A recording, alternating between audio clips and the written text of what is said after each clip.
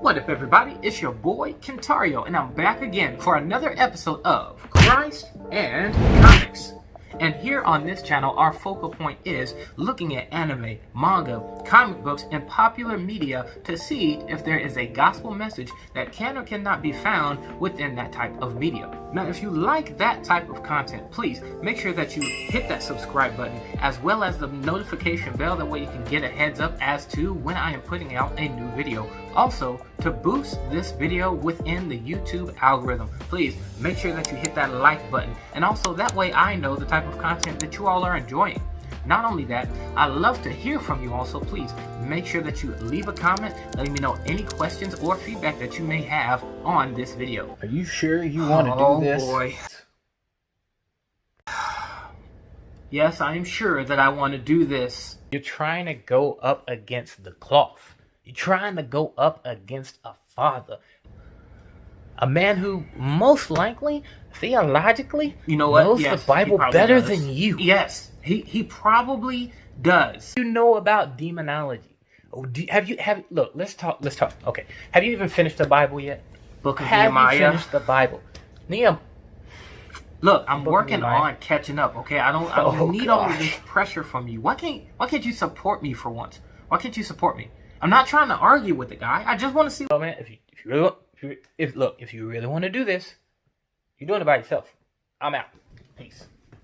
Yeah, just leave. I could care less.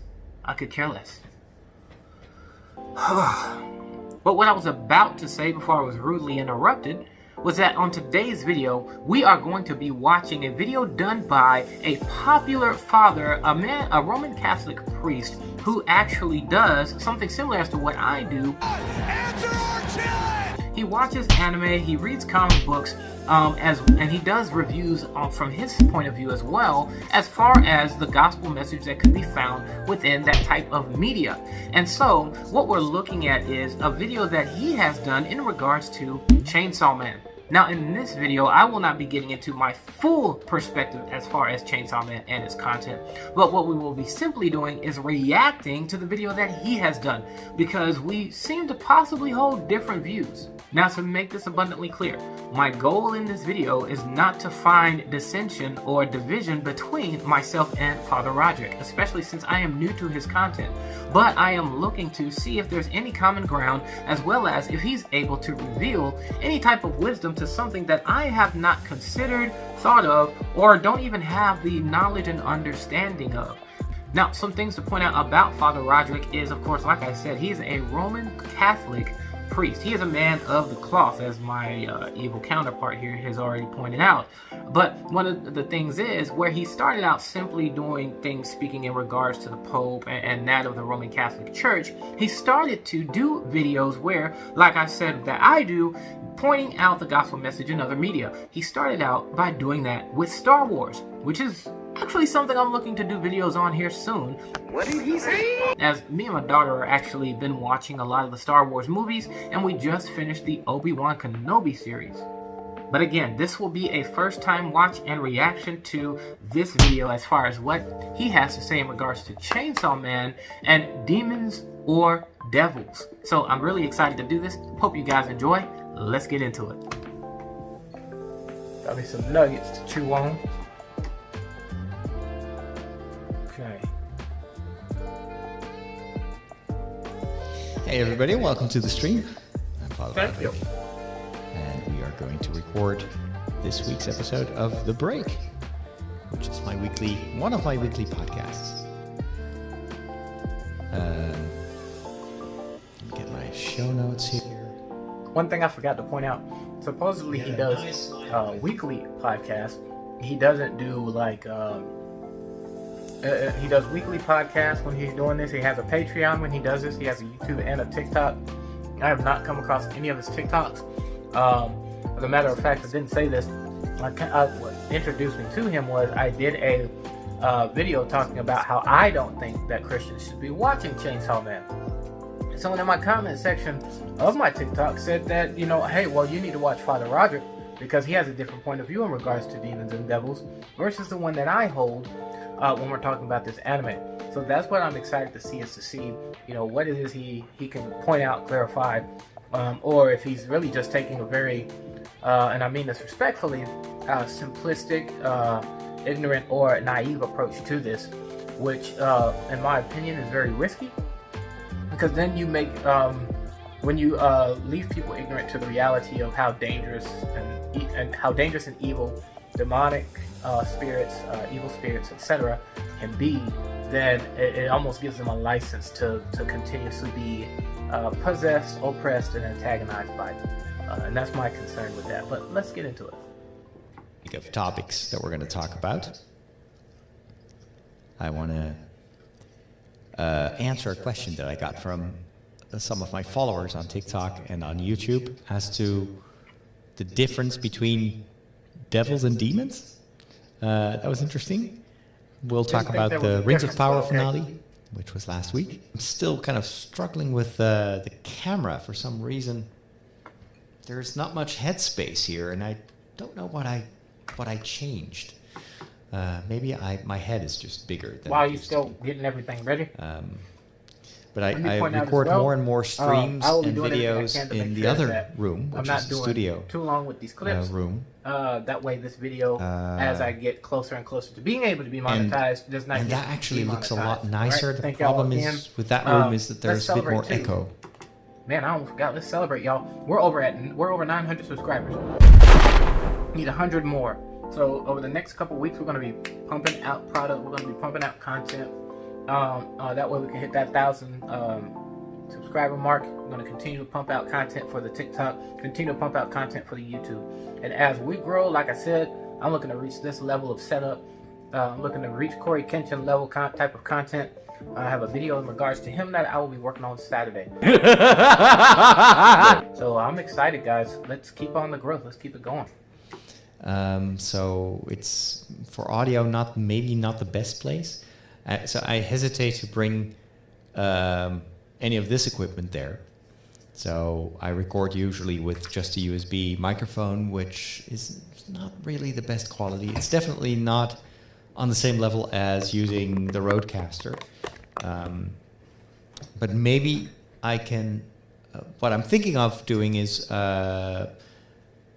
getting a microphone stand to bring the microphone closer to my mouth, so you get less of that echo. Okay. And maybe even get something like the Rodecaster for that room as well, because I do record with the message of the gospel, how to introduce them to Jesus, who could become a very important person in their lives.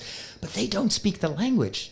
They don't have any experience. Plus, they have a ton of work for, let's say, the older generations that still are reachable through the regular means, like a parish, a church, the Mass on Sunday. Mm-hmm. For an entire young generation, the church is a completely different planet.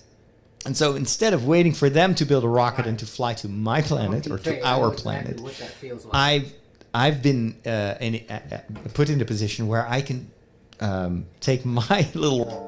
You know, let me pause there for a second, man. What he's talking about here, speaking about how the church can be so traditional, so old school, that they don't have a way of communicating with the new generation from the standpoint that, or everything that the new generation does is just evil, demonic, and not of God, versus understanding what it is that's actually influencing and impacting this generation to then speak to those things with this generation, versus immediately condemning those types of things, or saying, you know, well, we don't know it, so it's not of God, so we don't want anything to do with it.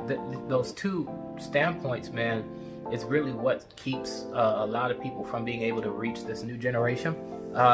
We know the early 2000s, the reaction and the warfare that Christian hip-hop endured, because there are a lot of people, one, that, you know, just think, you know, rap is bad. But then there's also, they go as far as to think hip-hop is demonic because of the type of things that have taken place under the cover of hip-hop. But that doesn't make hip-hop demonic.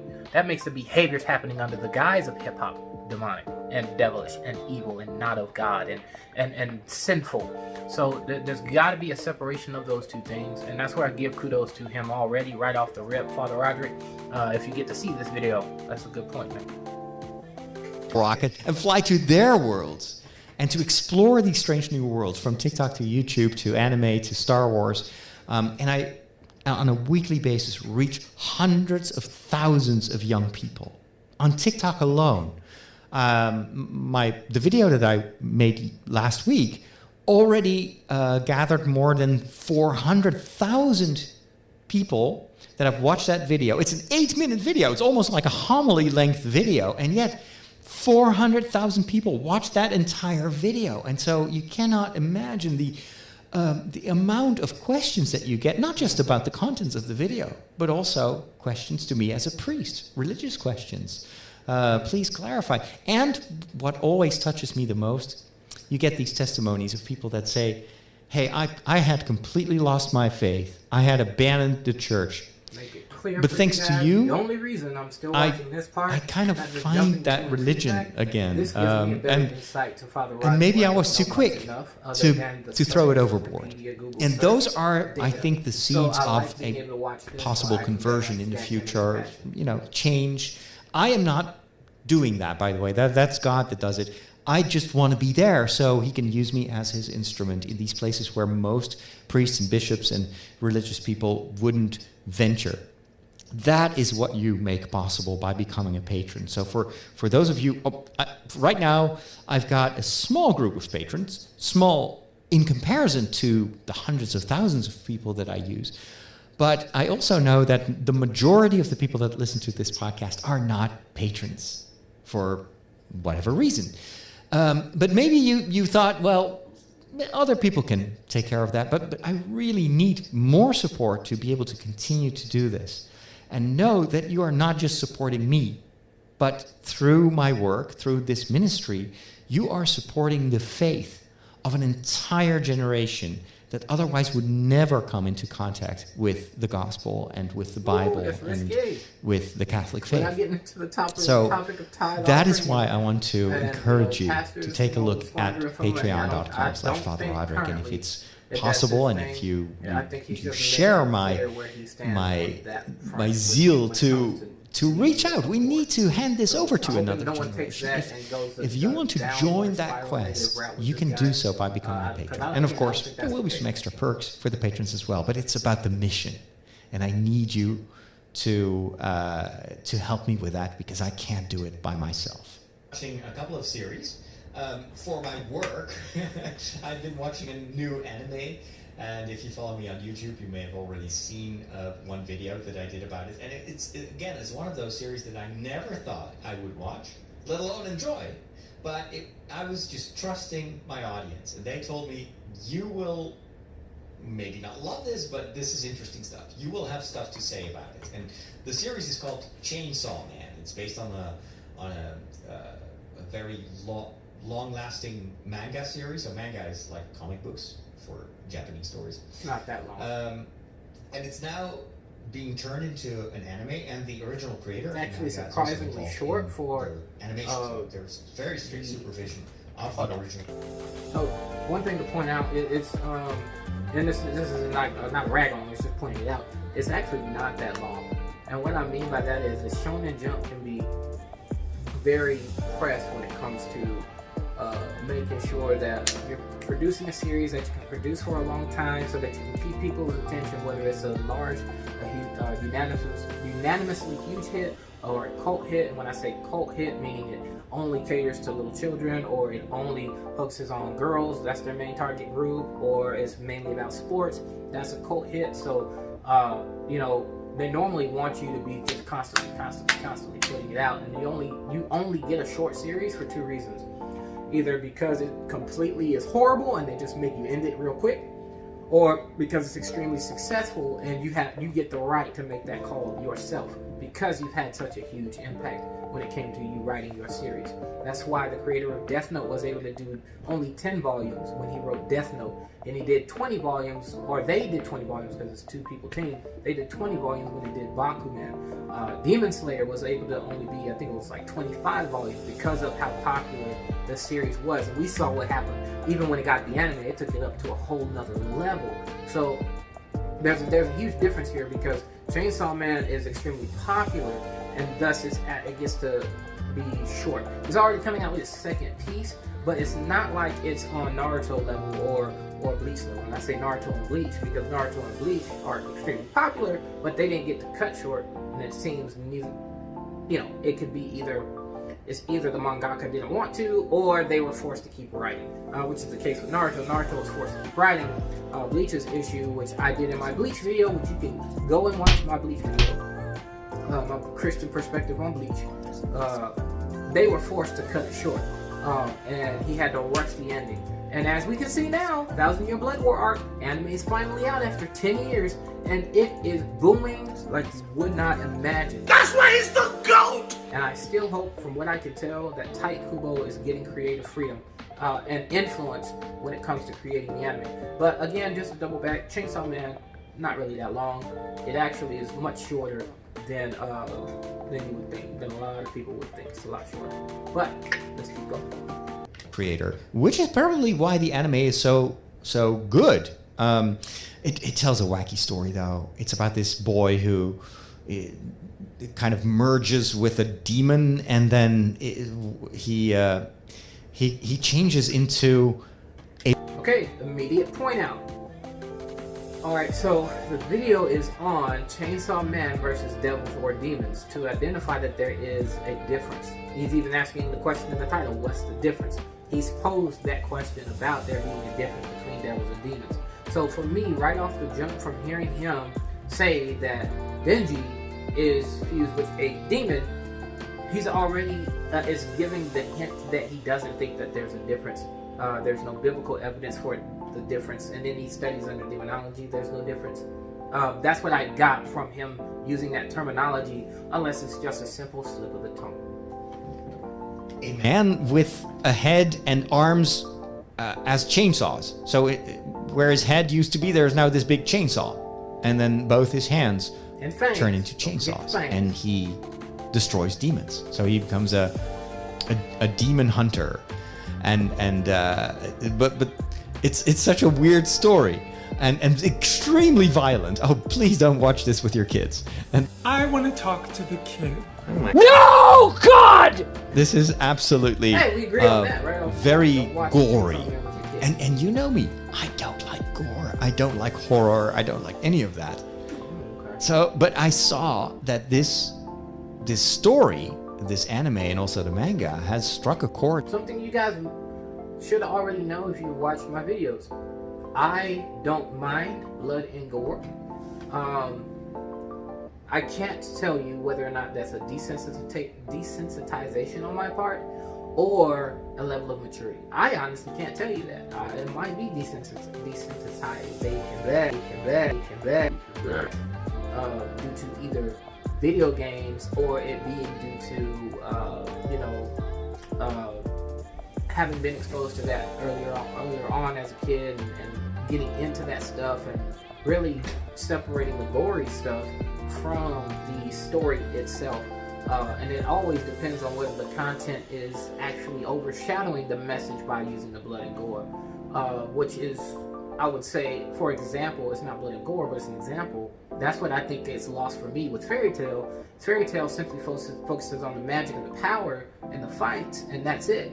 Where it loses you on actually being able to write a conducive and defining message within its writing. The writing, in my opinion, is extremely simple and is overshadowed by all of that, which is where Fairy Tail loses me. So if when it comes to blood and gore is overshadowed by the blood and the gore, and you lose the message, you really don't have anything. And maybe that might be an issue with Chainsaw Man. It might be. That might be something I have to think about, but we'll see when I do my video on it. Cohort with millions of fans. And I always wonder, well, if so many people love it, there has to be something in there. And I want to know what. Not necessarily. It can't be just a gore. And so I started watching the series and did a video about it. And it's interesting. It's really interesting. And there are definitely some deeper layers in the story, which I try to then explain to my audience.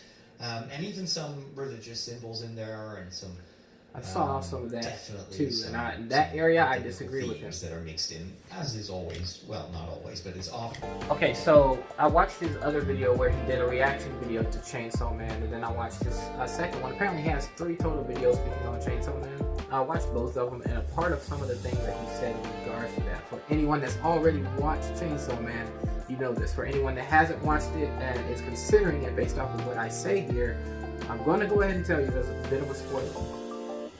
And that's another thing too.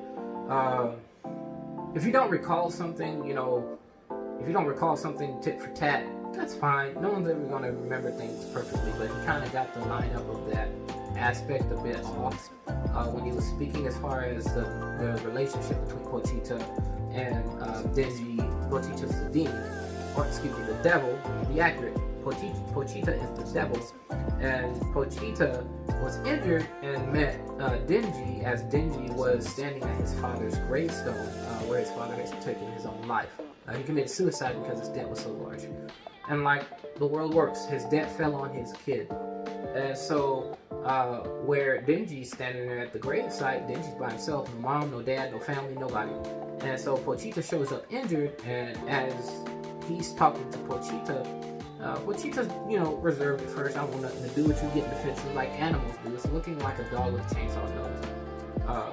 But then he offers his blood, because demons feed off blood in the storyline. He offered his blood so that Pochita can heal. And that he utilized that to operate as a covenant between him and Pochita. Now, what Father Roderick did, now don't quote me, but this is a paraphrase of what he said. He basically said that the similitude between him and Pochita, Denji and Pochita, is like that of us establishing a covenant relationship with God. Where I get it, what he's saying with that, the bigger issue there is contracts, deals, selling your soul to devils and demons, which technically you cannot do. You cannot sell your soul to the devil, because at the end of the day, it's God's judgment that judges you for sin, not deals with the devil that determines your damnation or not. Because just as easily as you can quote unquote sell yourself to the devil, is just as easily, even faster, God can redeem you, restore you, and save you and bring you to salvation. So that's where I think there was a bit of an issue there. Saying something, using demons themselves to do something that God does, isn't a positive thing to identify. Where I believe Father Roderick, based off of what I've seen in his prior videos, sees that as a positive gospel symbolic message. Me, myself, I don't. The case with Japanese anime.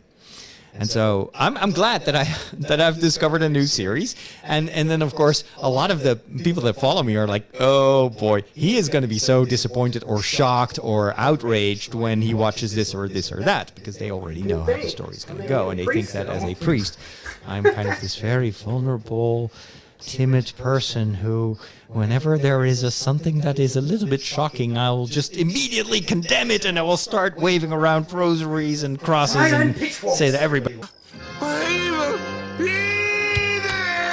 who watches that goes to hell. So there was still this idea about priests and about the church, and I'm always like, dude, I've seen a lot of movies in my life. I've read a lot of books.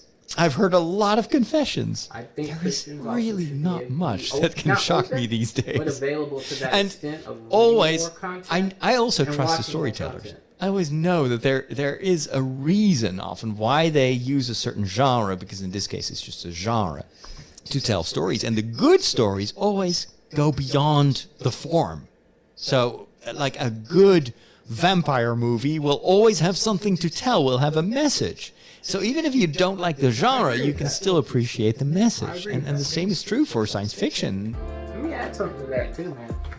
He has not talked about devils or demons, whether there's a difference or not, but with what he is talking about now, where I will first say that most things that takes inspiration, let's say, from the gospel, from God, from Christianity, from other religions, even if they're taking something of that to do something else, or to alter the message in that, or utilize that to bring their own message, 9 times out of 10, if you're not careful, it's genuinely just them perverting it. It's not them actually hoping to make that type of impact and using that within their story 9 times out of 10.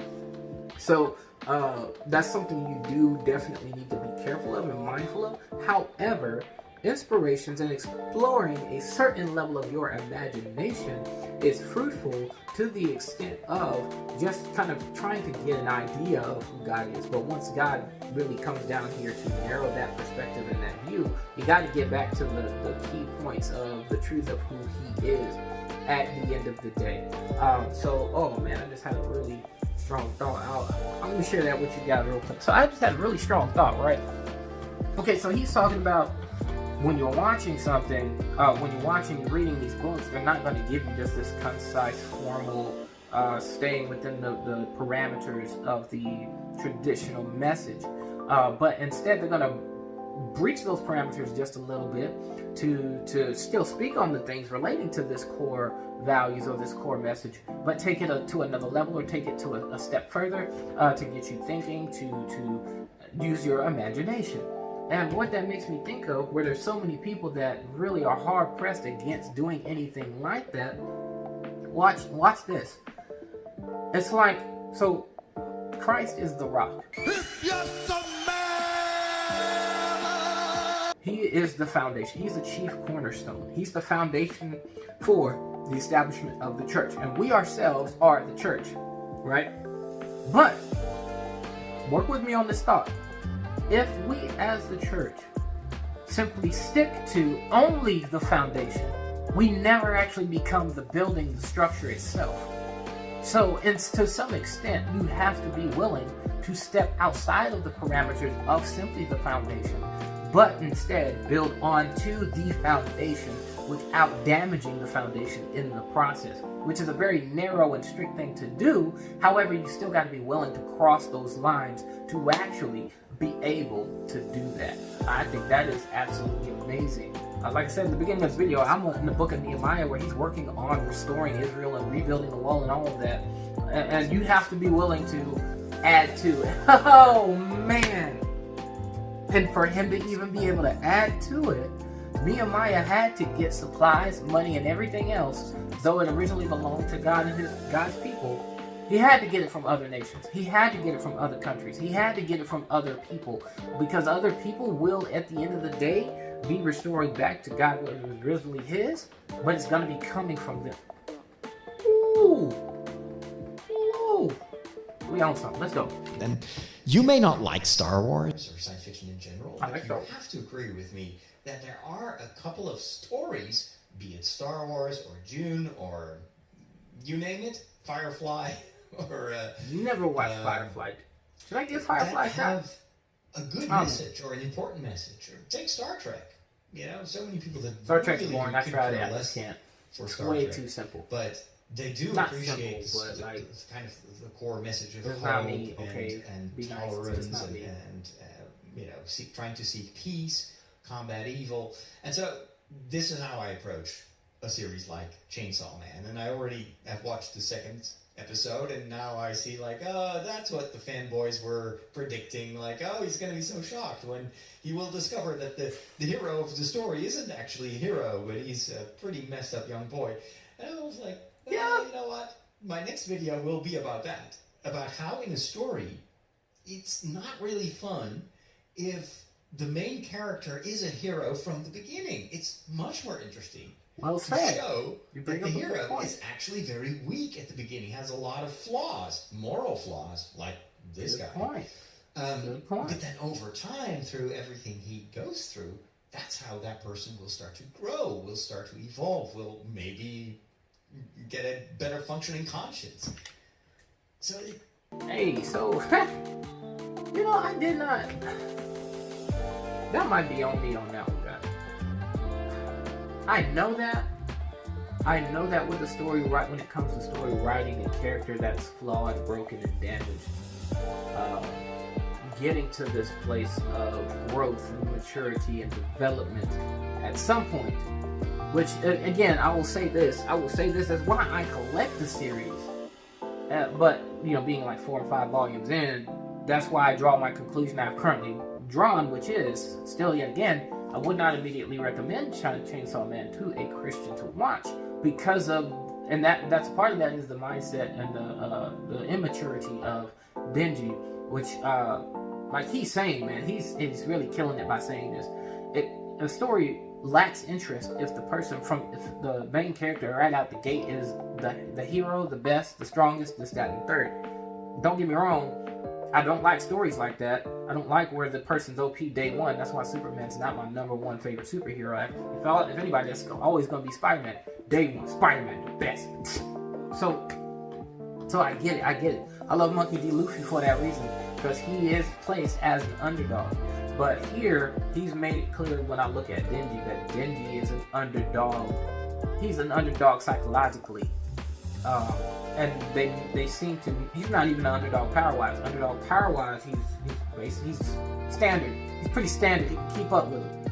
But even more so, where his growth needs to happen is his maturity, is him psychologically.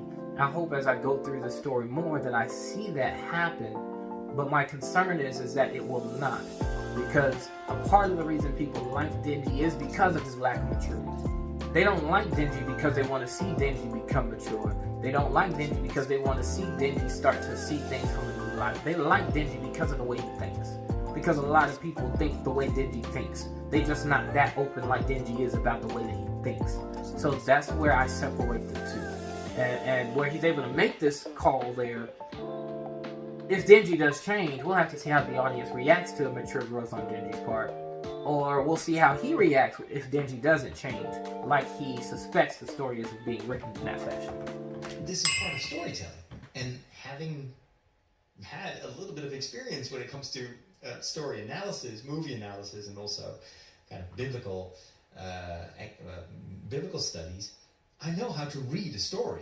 And oftentimes, it's always fun when I share that kind of like observations. But I know how to read the story too. How can you see that when you have only watched 2 episodes? And I'm thinking, well, it's just story structure. Yeah.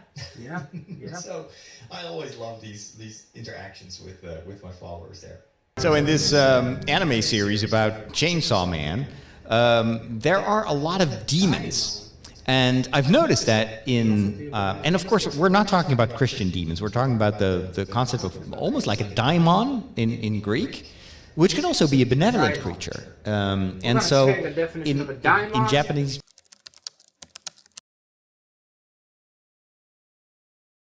mythology and fairy tales, you see a lot of these creatures where you wonder, like, they're half like fairies or half spiritual beings. None of it resembles anything from the Christian tradition, and yet it's still being translated as demons. But in this case, even the translation on Crunchyroll said devils. So Chainsaw Man is a devil hunter.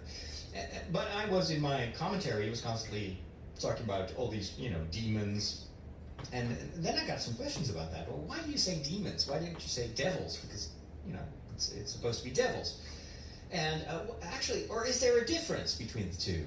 And I love questions like that, because then I can do, in my next video, I can do a little bit of catechesis about what's the difference between devils and demons. And you know what? Why not share it here too? Because I'm not sure that everybody knows what the difference is. Alright, let me pause here. So, first we got that new term, daemon, which means this, right? So, in getting a better understanding of what a daimon is, in one instance, it's been used to daimon or daemon, depending on how it's used. Going deep into the Greek mythology is that of something that is godlike, divine power, and often reference to that of a good spirit. And even more so as you get further along down through history, it's been used to represent human conscience, where you would be willing to make a bad decision or give up. The daimon comes in to show you a different path in some sense, to act as your Jiminy Cricket. So it's been used in those many different ways when we're talking about daimon. And so when he's speaking on that, the way he simplifies that and just kind of bypasses it, but just kind of glosses over it, I find to be not concerning, but a disappointment. Because what I would look at that as is, one, it's reference to gods, And as far as we know, when it comes to gods, it's either one or two things. Because there's no little g gods. They are either completely non-existent, just false idols, or they are actually fallen angels and or demons that have been reverenced to the place of godhood when they're actually not gods, and thus giving them principality and power over, say, culture, tribe, or nation when they are being used. So even though they're not Christian demons, they are Christian. There are Christian spirits, and that would be the question: is where we have evil spirits and demons, are there actually good spirits that fall under that of Christian mythos? And I'm going to say no to that, as far as my understanding. If anybody knows differently, you have scripture support for there being good spirits. Put that in the comments, because I don't believe that there are. There's your spirit, and then there are evil spirits. But then there is the Holy Spirit. And the angels, of course, which I wouldn't say are necessarily spirits, because spirits are different than even demons. So there's so many things to break this down. Spirits aren't the same as demons. Okay?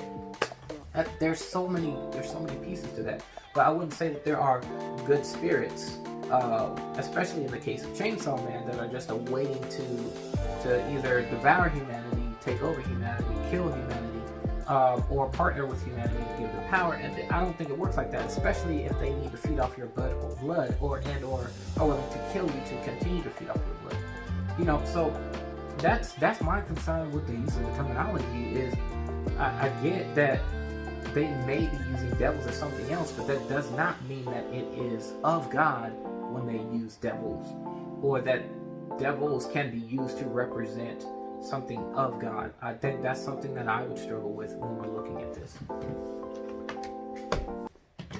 So the devil, the word devil in Greek diabolos, means slanderer or false accuser. And it's only used in singular in the Bible. So there's only one devil, one diabolos. However, there are also a lot of other... Well, here I have to use the word demons.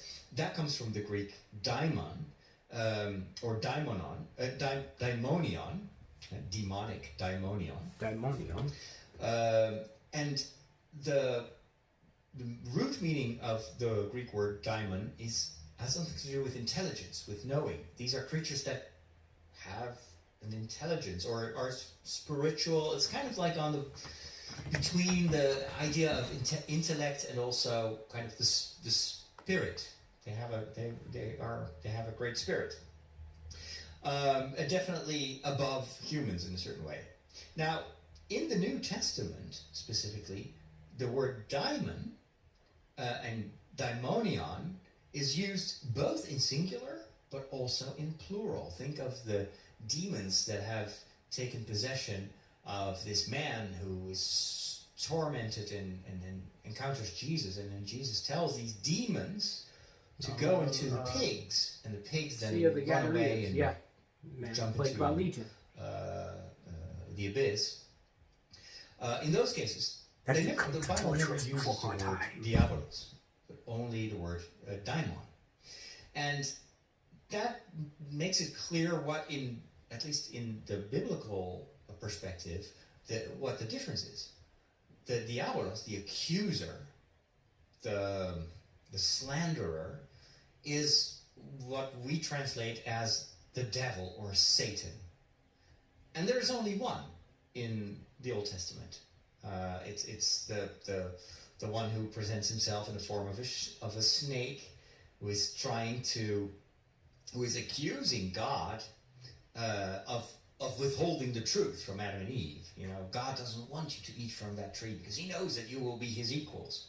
But that's why he's called the accuser, the false accuser in this case, because God, of course, didn't withhold anything for Adam and Eve.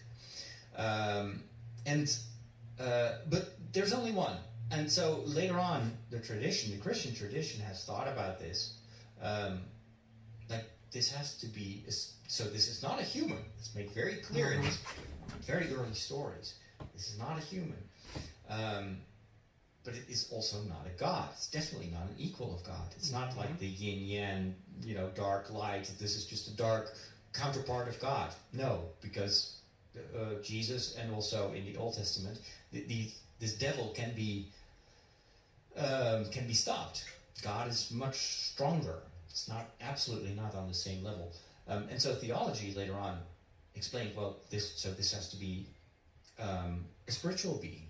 This is what we call an angel, a pure spirit that may have a corporal manifestation in this world. And then, of course, you can always try to develop a theology as to how that is possible. But in essence, the devil, Satan, is nothing else than an angel. However, it is an angel who has rejected God. And so a fallen angel. That's where the concept comes from. And so even before the story of Adam and Eve, there has to be a story. And this is, of course, not part of the Bible. But that evil, and that's what the story of Genesis wants to make clear, evil was not there as part of God's creation. Evil is the result of a personal choice. And so, well, if there's already evil in the Garden of Eden, then that snake must represent an entity who has already turned away from God, just like Adam and Eve will do, being basically misled by this Satan, to follow him and to do the same and to turn their backs on God. And that, of course, creates suffering and lots and lots of evil and violence in the history of mankind. And then God also always wants to go back and redeem mankind, ultimately by sending his own son, who also is... So let me pause here for a second, because he seems to be going over a lot of different information. Where he originally spoke of Damon as it's just a spirit or a god or godlike, and can be, can be good. Now he goes into specific definitions and meanings for these terms. So the devil is singular in the Old Testament and becomes can be interpreted singular and plurally when you get to the New Testament, and he references the demon legion for that depiction. But he also still speaks of, he mentions what I mentioned before about Damon being that of a high intellect, but he keeps that high intellect in reference to it being an entity, being that high intellect or that intellectual being, which based off what he's saying, I would say that that's more of a principality. If we're keeping it in biblical terms, I would think that would fall more under the guise and lines of a principality, though that intellectual spirit or being may be using that simply to encourage and to guide you, or influence, dare we say, you. It can get to the extent of influencing a nation, which again, if it's a principality, where all of those are subject and able to be torn down by that of the Holy Ghost and the power of the Holy Ghost, that's again, it still keeps it in the realm. It's not something, though it may be being used separate from the original gospel, it does not make it something good, because it's not that which is pointed out according to the original gospel. If that makes sense. Shows himself to be much more powerful than Satan. And then this is where it always works this way. Theology always follows Scripture, right? Scripture doesn't give us a full theory about the devil and his demons.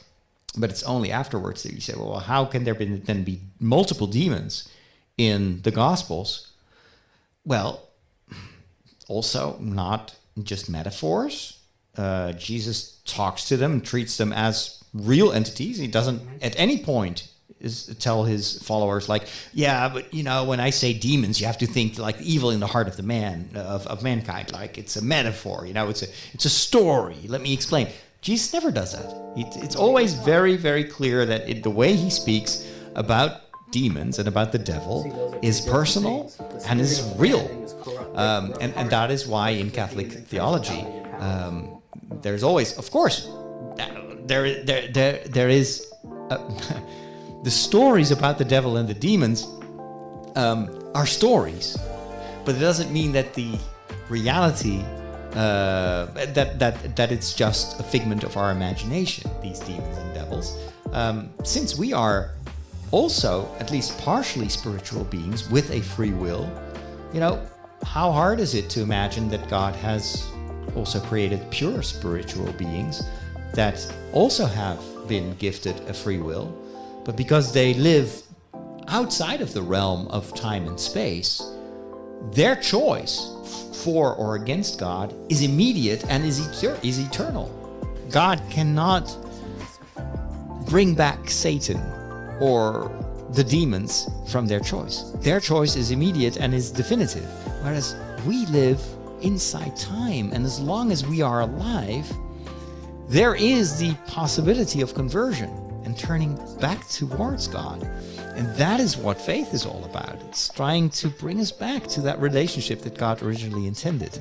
And so anyway, that was interesting, and I say that I've never heard the depiction of why we're redeemable and demons and fallen angels are not. I have never heard that illustrated from the standpoint that because they are ones that exist outside of time, created outside of time, because time was not established as a thing until humanity and the world was created, that plays a part, and from what he sounds like, a huge part as to what separates us. That because they're made outside of time, then their decision is definitive and won't change. They won't change their minds. They won't change their hearts. The opportunity to do that is not available to them. However, where we are ones made within time, made with I guess you could say made with a lifespan, our design, and this will probably make it simpler, at least for me, because of how we have been designed versus how they have been designed, we've been designed with that opportunity. Where I've always stood by, we've been designed for that opportunity, but not from the standpoint because we were designed with time, that's why. I've never heard that before. That's an interesting point to be made. So what are those demons? Well, they also have to be angels, fallen angels. But it's clear that the devil, there's only one of them that is the devil, and so that must be their leader, or maybe the first angel who fell. You see, so that's kind of retrospectively why there is this difference in vocabulary. Speaking about the devil, then it's clear this is the entity, this is the creature that seduced Adam and Eve, and his rebellion against God was the first. Now I'm bringing this up. I'm pausing to bring this up because I have to look into this because I've heard several different things. Growing up, you're left the impression that the devil is the serpent that was in the garden, but as you grow and mature, there's no specific, not that I've even read, again, I'm not done with the Bible yet, 100%. I've never read it all the way through. I have read several bits and pieces. When I say several, I mean several. I've read several different bits and pieces. Never read it from cover to cover. But I have not seen where there is evidence to say that the serpent is the devil. Those are two different things. Supposedly. And again, I don't have 100% evidence to say that is the case, but that's what's being speculated and has been reviewed, though the accusation is that that's who he is that the serpent is the devil. And they even go as far as to say the serpent wasn't a snake, a serpent is a dragon. Oh man, so that has a whole plethora of different interpretations. Even when we look at the Chinese and the Japanese dragon, they are depicted as a snake-like form, but have arms and legs. But they're able to fly. So we see that's there. We also see that in the book of Revelations, where there is a dragon, aka a serpent, which has 10 heads, 10 horns, 10 crowns. So, and I do believe that is a depiction of the darkest form of the devil himself, from my understanding as of currently. So there's a lot to be said about the difference between the serpent and the devil himself, singular, Satan, Lucifer. There's a lot of stuff to go on with that, but that requires some study. You can't just leave that blanket. do your research, study specifically, so that you can narrow your understanding, just like the walk that you have as a Christian is a narrow path. It's not a broad road that you're walking on where everything and all things are acceptable as far as depictions and interpretations. As you grow and mature, as we hope to see Denji do, you start to narrow your view and you narrow your understanding. All things are not acceptable. It preceded even mankind's rebellion against God. And then, well, apparently a lot of other angels followed and are still somehow able to continue what Satan himself did in the Garden of Eden. It's trying to lure people to choose for evil. Hope that clears things up. So there you go. I think that's the end of his video. I definitely want to hear from you guys. Please let me know in the comments what you think about some of the things that Father Roderick has said. Two, what you think of some of the things that I have said. Other than that, though, versus diving too much deeper into the concept of Chainsaw Man, I have a better understanding of where Father Roderick is coming from. But again, where in one sense he has spoken positively of the illustration of the relationship between Pochita and Denji, I myself have a different view. I get that that's powerful as far as what makes him strong. That's powerful as far as, the character development in one aspect, that someone actually cared about him and wanted him to live, that they sacrificed themselves to become his heart. But in reality, that empathy to have for demons and devils, that sympathy, both, okay, I know the difference, but the sympathy and the empathy to have for demons and devils is not something for us to necessarily have, because then we risk, thinking that there was something wrong with the way that God has thus far dealt with them. But we will delve deeper when I actually do a full review of the video for Chainsaw Man. Thank you guys so very much. Thank you, Father Roderick, for even taking the time to do this video and make this, to give this response. Thank you so very much. And I honestly hope to hear from you one day, come together and actually talk further about this type of thing, even talk about the type of content that we do. So thank you guys so very much. I hope y'all have a blessed one. Peace.